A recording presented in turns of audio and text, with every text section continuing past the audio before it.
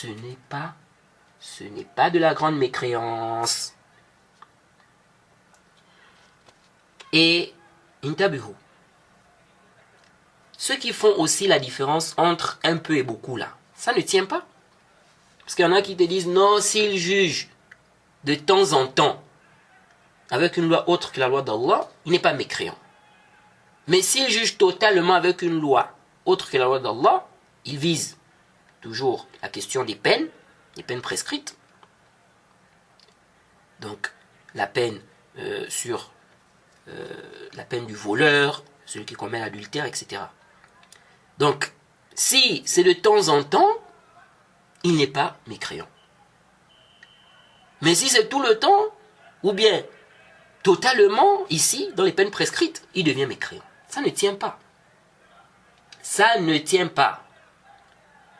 Le kufr, en islam, on ne fait pas la différence entre un peu et beaucoup. Lorsqu'on dit que quelque chose est du kufr, celui qui fait ça une seule fois, il est tombé dans le kufr. Si on dit que quelque chose, c'est du grand kufr, celui qui fait ça une seule fois, il est tombé dans le grand kufr. Jade, si on dit qu'insulter le prophète c'est du kufr, celui qui insulte le prophète une seule fois, il est tombé dans le kufr. De même, lorsqu'on dit qu'une chose n'est pas du kufr, même si la personne fait ça plusieurs fois, ça ne devient pas du kufr. Si on dit qu'une chose n'est pas du kufr, du grand kufr, même si la personne fait ça plusieurs fois, ça ne devient pas du kufr. C'est pas par rapport à la quantité. Le kufr, c'est par rapport à l'acte ou la chose. Cette chose, c'est du kufr ou pas. Si c'est du kufr, celui qui tombe dans ça, il est tombé dans le kufr. Il est tombé dans le kufr. Donc, si une chose aussi n'est pas du kufr, ce n'est pas du kufr. Celui qui fait ça même 1000 fois, il n'est pas dans le kufr. Parce que ce n'est pas du kufr. Si on dit consommer de l'alcool, ce n'est pas du kufr, donc du grand kufr. Ça ne fait pas sortir de l'islam, mais c'est haram. Celui qui consomme de l'alcool 10 fois, 20 fois, 25 fois, 30 fois, 100 fois, 1000 fois, toute sa vie, tant qu'il sait que c'est haram, il n'a pas rendu ça halal, il n'est pas mécréant. Et ce qu'il fait là ne devient pas de la grande mécréance parce que c'est beaucoup. Ça c'est très important. Parce qu'il y a même certains gens de science qui se sont trompés ici, dans cette mas'ala-là. Ils font la différence entre un peu et beaucoup. Ils font la différence entre un peu et beaucoup. Et non, si c'est dans une mas'ala, deux mas'ala, certaines mas'a'il, c'est pas du kufr. Mais si c'est comme ça, c'est du kufr. Non. Non, non, non, non, non. Nous ne sommes pas de cet avis. Et ça ne tient pas. Ça ne tient pas.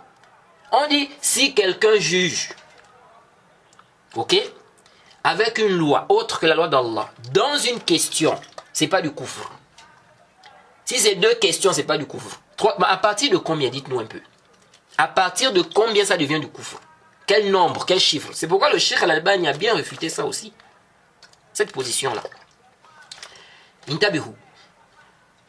On dit si la personne juge dans une mas'ala, ou deux, ou trois, ou quatre, tout en sachant que ce qu'elle fait c'est haram, donc elle juge avec une loi autre que la loi d'Allah dans ça, c'est pas du kufr.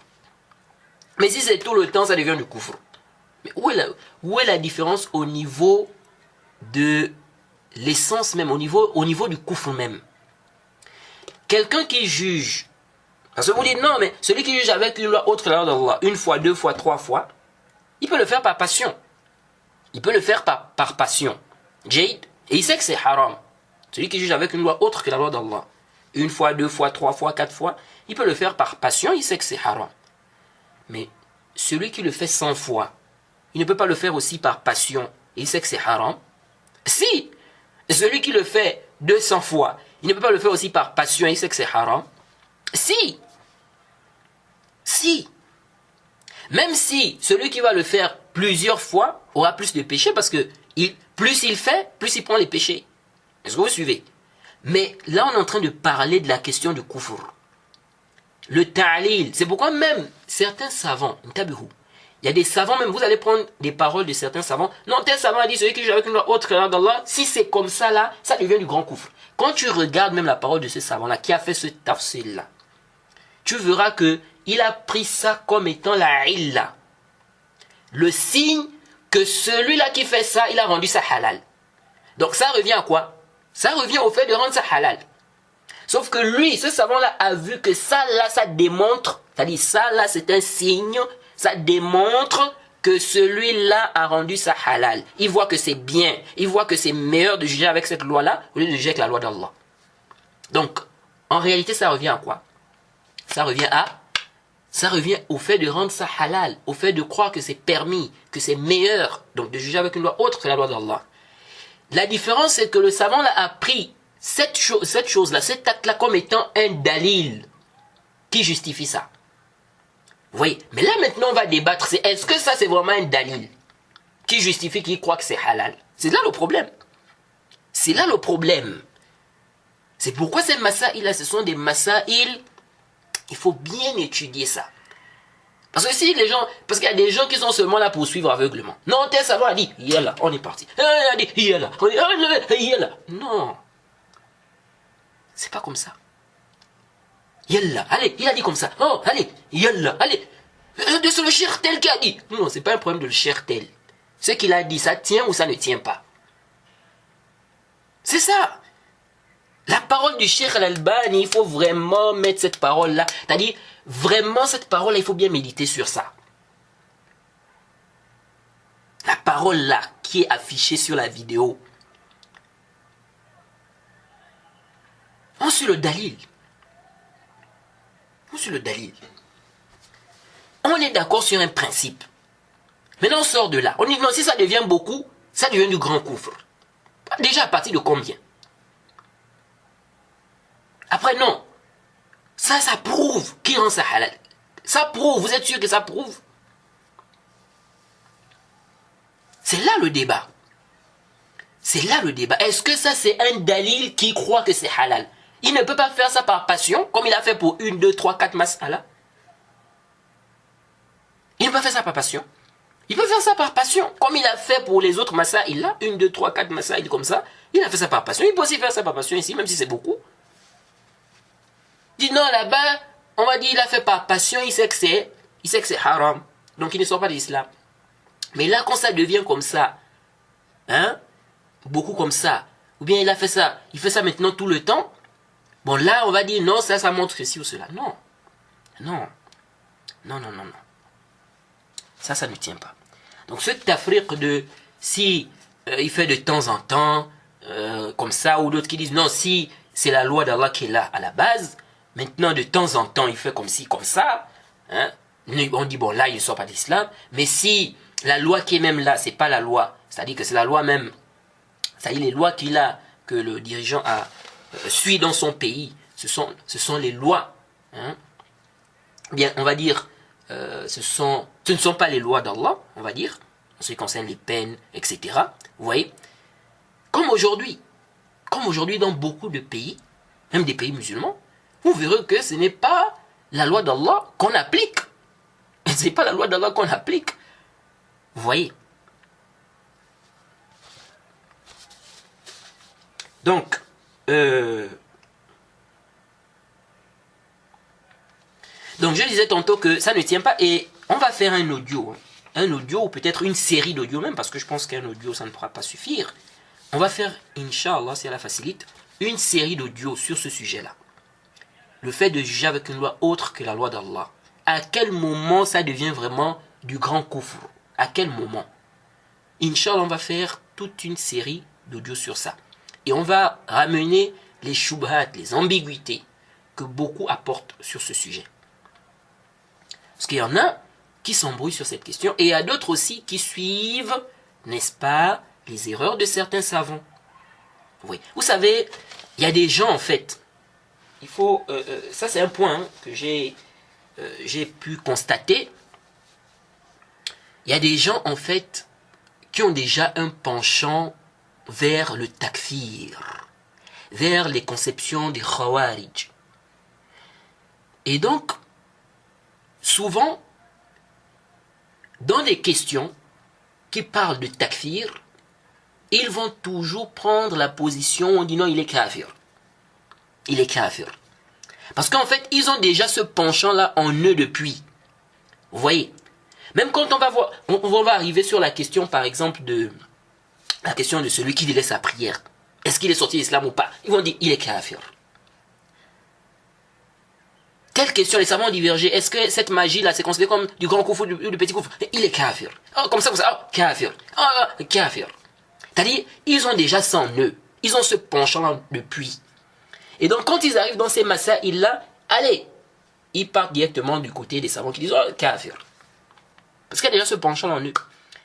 Et souvent, parfois, ils n'ont même pas vraiment des arguments. Ils vont seulement te dire, tel savant a dit, tel savant a dit, tel savant a dit. Mais, tel savant a dit, sa parole c'est le wahi. Sa parole c'est le wahi, c'est la révélation. Ce n'est pas la révélation. Ce n'est pas la révélation. On peut prendre sa parole, comme on peut rejeter. Si sa parole, on voit que c'est en conformité avec le haqq, la vérité, on accepte. Si c'est pas en conformité, on ne prend pas ça. On ne prend pas ça. Si c'est un grand savant qui est connu pour son suivi de la sunna, on le respecte. Il garde sa place. On dit, mais ici, on ne prend pas la parole de ce savant-là. Parce que c'est pas en conformité avec la vérité. Et c'est comme ça. On a déjà parlé de cela. On a déjà expliqué cela.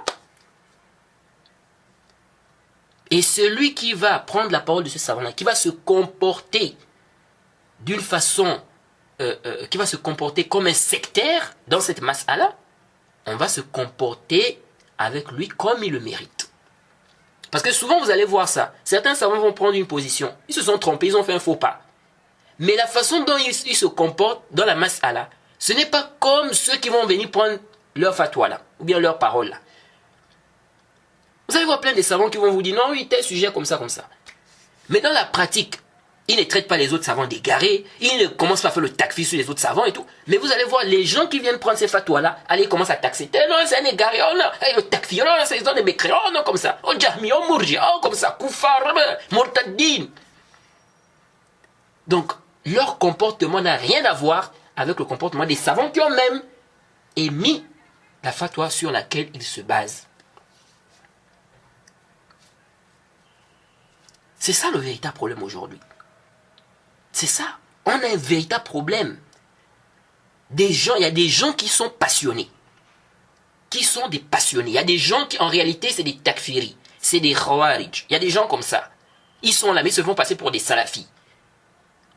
Et donc, quand ils trouvent certaines paroles de certains savants, bon, voilà, c'est un peu ambigu, ou bien, bon, la parole, le savant a penché vers cet avis, bon, il s'est trompé ici, bon, il a fait un faux pas, allez, il s'accroche sur ça. Ah, c'est tel savant qui a dit, tel shir. Et à un moment, parfois, quand tu discutes même avec lui, tu as l'impression que il a fait même abstraction de sa raison, parce que des choses assez claires, même, il n'arrive même pas à comprendre. Il est seulement là, tel savant a dit, tel savant a dit, oh, tel a dit, tel... Ça, c'est quelle histoire, ça? Tu lui dis, le prophète a dit. Il te dit, non, tes savants a dit. Le prophète a dit, mais tes savants a dit. Mais il y a le prophète a dit, tu me dis, le savant a dit. Et on a déjà dit, nam, lorsque les savants sont unanimes sur une question, consensus. On suit le consensus. J'ai déjà répété ça plusieurs fois dans mes cours. Je ne suis pas, ma position en tout cas, je ne suis pas de ceux-là qui disent que le consensus n'est pas du tout un argument. Il y a des savants qui sont allés dans cette position-là. Écoutez, même les paroles, même parmi les contemporains, si vous écoutez un peu les paroles du Cheikh Muqbil concernant le ijma, le consensus. Quelle est la position du Cheikh Muqbil concernant le consensus? Écoutez, ces paroles sont là, non, sur YouTube et tout ça. Vous pouvez trouver. Les Ibn Hazm, les Imam Shawkani et tout ça. Donc, nous disons, si les savants sont unanimes, Jade, nous suivons si les savants sont unanimes.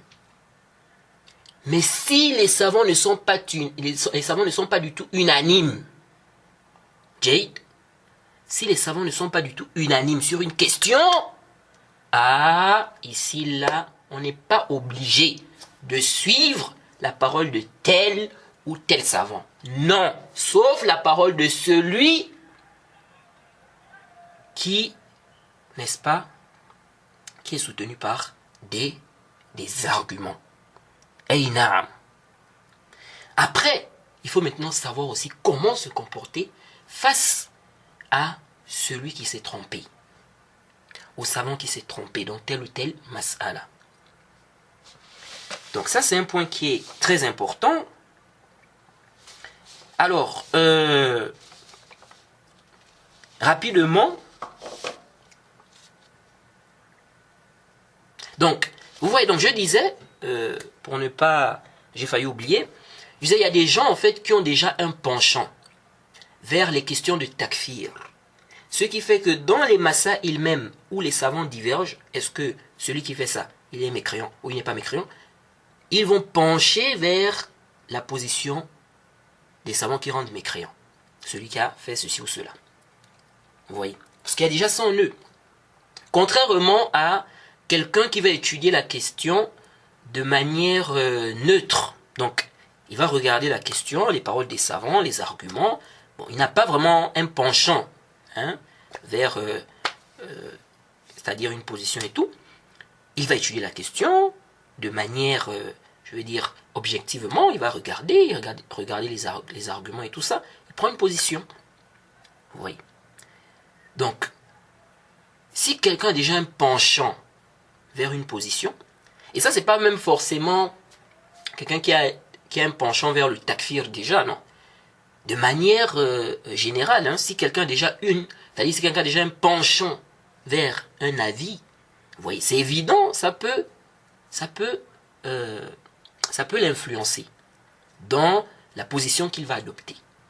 Vous voyez. Bref, qu'Allah nous aide, qu'Allah nous facilite et qu'il fasse en sorte que nous suivons les preuves.